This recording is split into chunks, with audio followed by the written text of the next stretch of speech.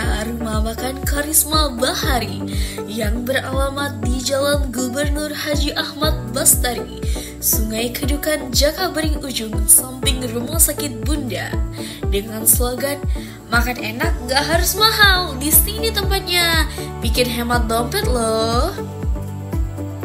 Rumah makan ini siap menjadi pilihan baru bagi pecinta kuliner di Palembang. Acara launching ini turut dihadiri oleh warga setempat, Pak RT, Pak RW, serta anak-anak dari Panti Asuhan Rumah Yatim Nusantara. Dalam sambutannya, Aji selaku owner Karisma Bahari mengucapkan terima kasih atas kehadiran warga dan adik-adik dari Panti Asuhan.